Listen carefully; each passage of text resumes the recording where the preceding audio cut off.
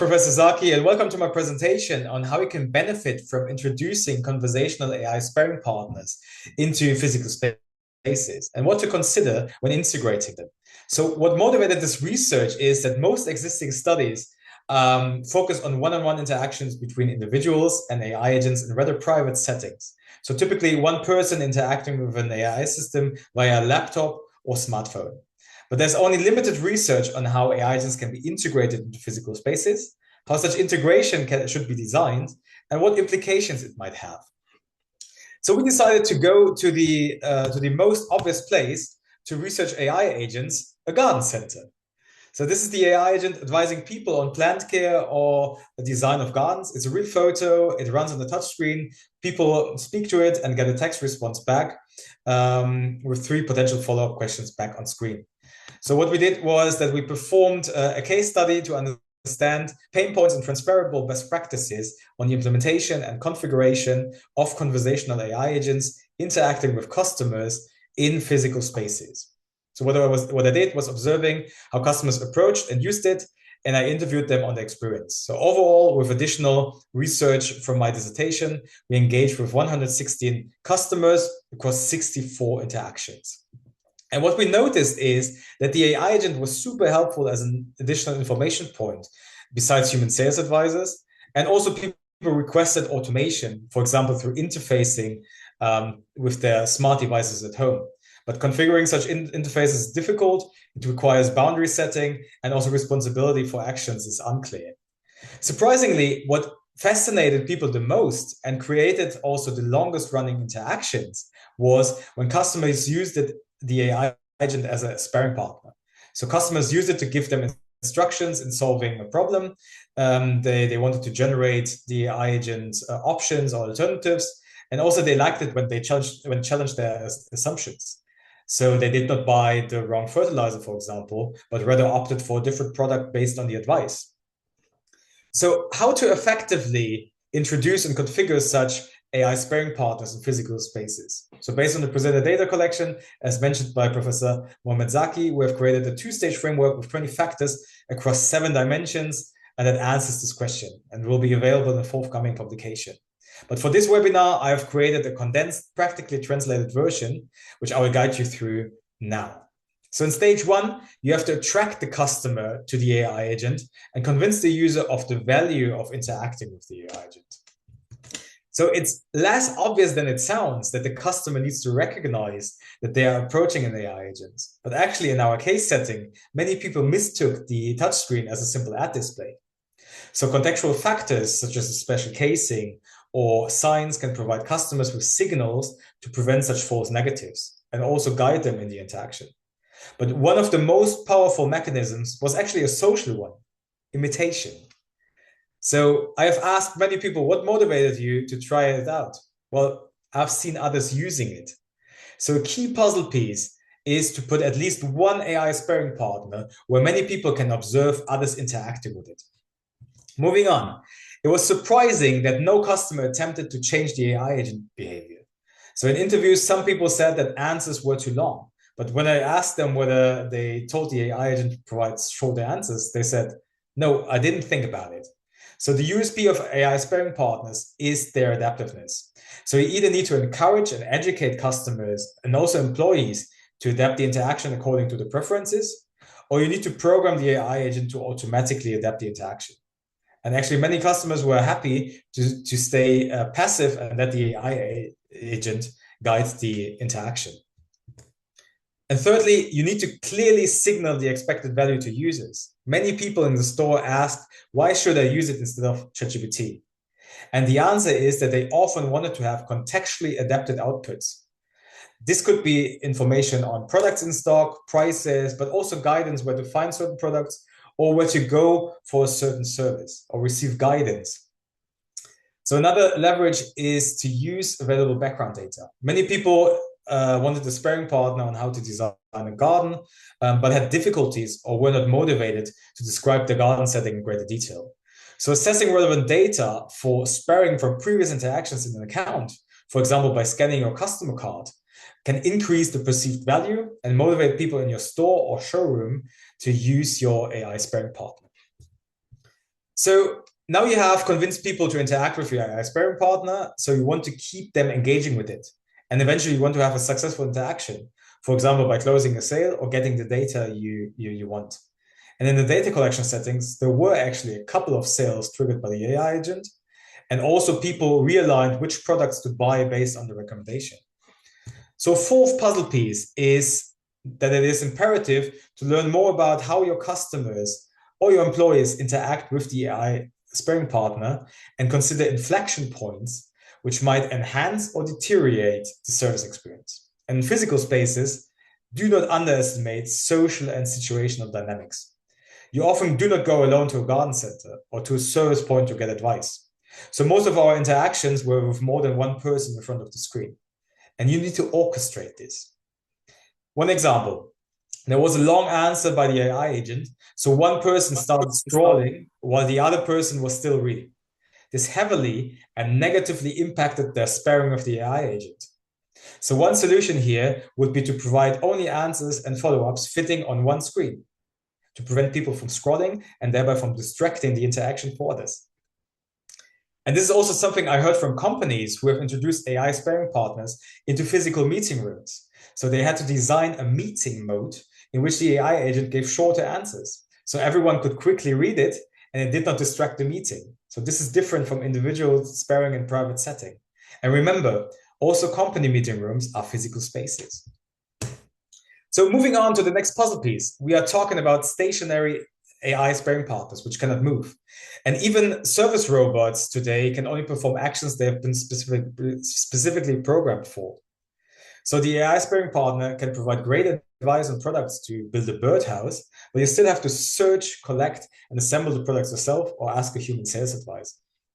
So nearly any sparring with the AI agent will need a transfer of the digital interaction back to the physical space. And such handovers can be performed in different ways. Implicitly, by providing the customer with locations of products or where they can find a certain service. Explicitly, with clear calls for action to the customer. Or by defining handover points when an agent calls a human sales advisor. And for this last option, it is important that the human sales advisor is somehow provided with the context of the interaction. So what did happen until the point when he or she arrived? And the final puzzle piece is to establish data-driven learning loops. So the AI sparring partner can sense as much context as possible because context is key. It's the relative value which differentiates your solution. And in the physical space, many things are happening that can influence the interaction. So the more data collection options you provide, such as cameras or sensors, the better will be the AI predictions of human preferences or behavior. Let me give you an example. We had a broken feedback loop on emotions in the case setting. So the AI agent only reacted to task-related feedback. So it has been spoken to it after unlocking the microphone or clicking the follow-up questions on the display. And in contrast to a human sales advisor, it could not infer whether someone was happy about an answer, angry, or confused. And it could also not see whether people in front of the screen were starting a discussion on each other based on the answer. So all these points constitute important information so the AI sparring partner can adapt the interaction structure as clarifying questions or challenge assumptions. But this is only possible if such data-driven feedback loops are established technically and also if it's legally allowed. So after presenting you with 6 puzzle pieces for the effective introduction and configuration of AI sparring partners in physical spaces, I also want to provide you with the observed benefits. Firstly, it offers an always available, scalable touchpoint that can complement your human sales personnel.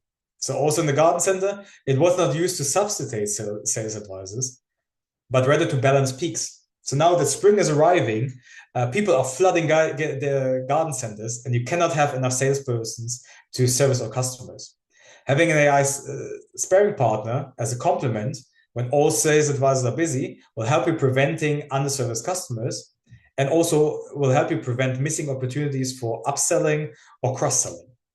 And in addition, the AI sparring partner also offers human sales advisors an extra tool, an extra touch point, which they can take in to spice up their own interactions with customers.